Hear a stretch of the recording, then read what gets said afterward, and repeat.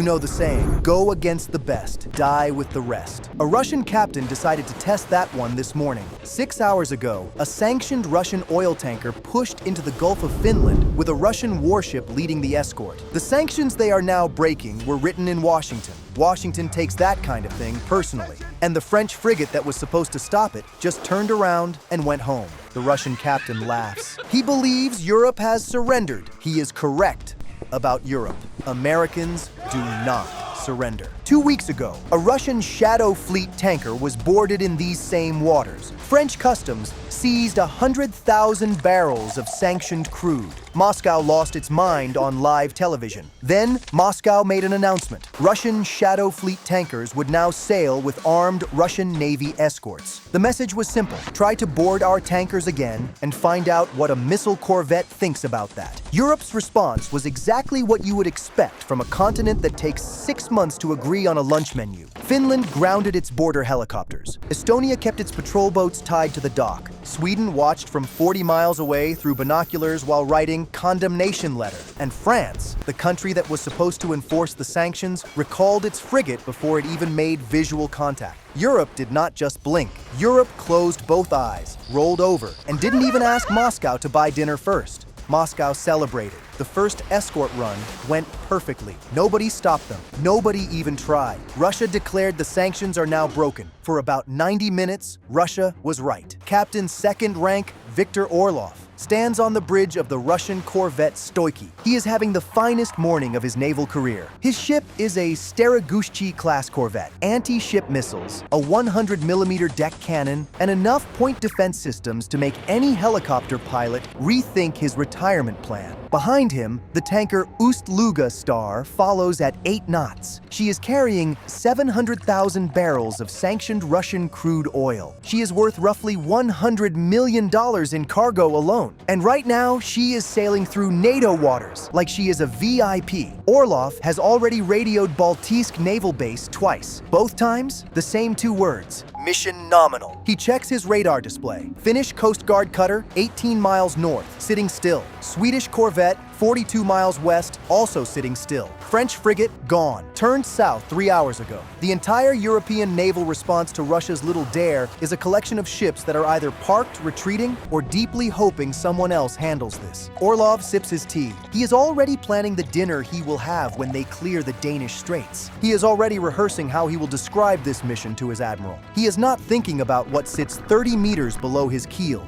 This is an error. The Gulf of Finland is shallow water. Average depth, 70 feet. For most submarines, this is a death trap. For a Virginia-class Block 4, this is the exact swimming pool she was designed to play in. The USS New Jersey, commissioned 2024, is one of the newest attack submarines in the United States Navy. Her sonar suite can track a shrimp with a limp. Her crew has been trailing Orlov's convoy since it left Kaliningrad. They have matched his speed. They have mapped his radar sweeps. They have listened to every radio call he has made, including the 2 where he told Baltijsk how smoothly everything was going. They have been patient. They have been quiet. They have been waiting for a green light. The green light arrives at 9:14 local time. The captain of the USS New Jersey reads the order on his screen. Surface, position, directly ahead of the tanker. Make yourself visible. Do not engage the escort. He reads it again. Then he turns to his executive officer. How long do you think it takes them to notice? The XO does not hesitate. The tanker, immediately. She will have to emergency stop. And the Russian corvette? The XO grins. Let's find out. The convoy formation is simple. Stoiki leads. Ust-Luga Star tanker follows, 800 meters behind.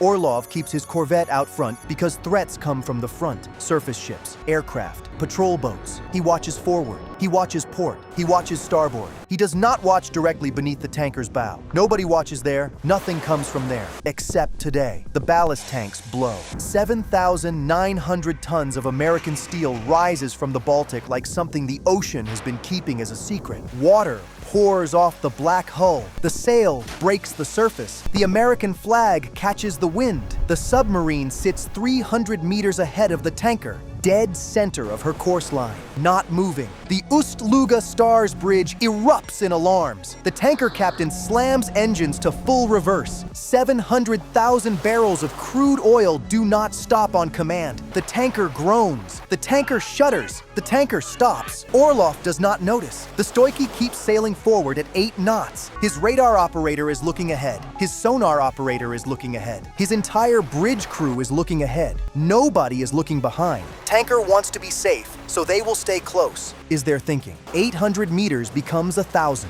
1,000 becomes 1,500. 1,500 becomes 2,000. The most heavily armed escort in the Russian Baltic Fleet is now 2 kilometers ahead of the thing it is supposed to be escorting, sailing forward with absolute confidence, protecting empty ocean. He is the most expensive bodyguard in Russia, and his client is 2 kilometers behind him getting his pockets emptied. Somewhere on the Stoichi's bridge, a junior officer glances at his screen. The tanker's speed reads 0. He waits 3 full seconds because nobody wants to ruin a captain's good morning. Captain, the tanker has stopped. Orlov sets down his tea. What? Sir, there is a new surface contact directly in front of the tanker. Orlov grabs his binoculars. He turns around. He sees 700,000 barrels of crude oil sitting dead in the water. He sees 115 meters of black steel parked in front of it. He sees an American flag. His jaw tightens. His knuckles go white on the binoculars. He has been sailing away from his tanker for 4 minutes and 12 seconds. He has been escorting nothing. 70 seconds after the submarine surfaces, the sky fills with rotors. French Navy NH-90 helicopters. 3 of them. They are not coming from far away. They are coming from a French frigate sitting 18 miles to the south. The same French frigate that turned around and went home 3 hours ago. It did not go home.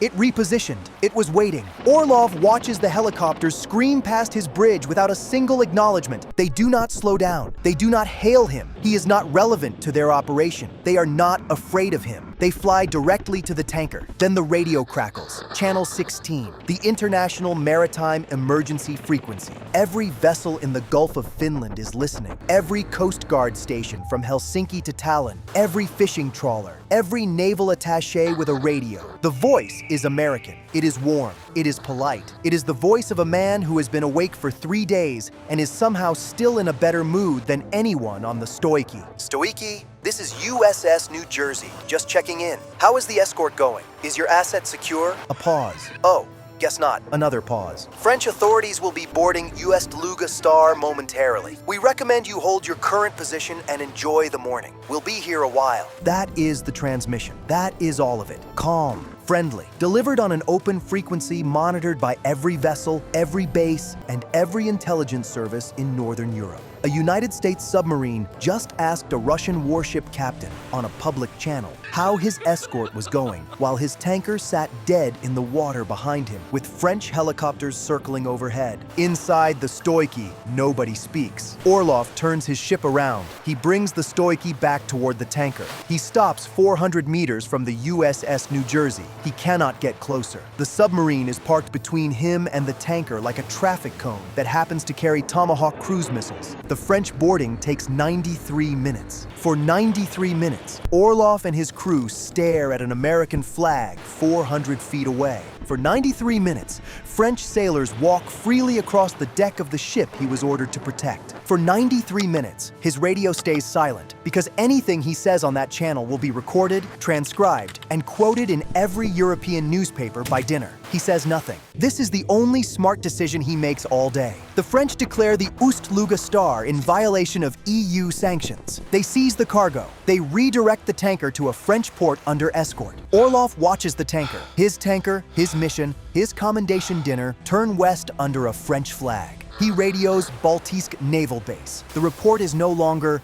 mission nominal. His admiral asks what happened. Orlov says the tanker paused voluntarily. His admiral asks why. Orlov says there was an obstruction in the shipping lane. His admiral asks what kind of obstruction. Orlov says American. There is a long silence. His admiral asks how long the tanker was stuck there. Orlov says 93 minutes. His admiral relieved asks where the Stoichi was during those 93 minutes. Orlov says maintaining a wider defensive perimeter. His admiral asks where the tanker is now. Orlov says France. His admiral admiral says nothing for 11 seconds. Then his admiral asks why the tanker is in France. Orlov says, "The French invited it." His admiral has not blinked in 30 seconds. His admiral asks if Orlov was also invited to France. Orlov says, "No." There is a very long silence. Somewhere in Baltisk, the next Shadow Fleet escort is quietly removed from the schedule. The USS New Jersey submerges 90 seconds after the tanker clears the area.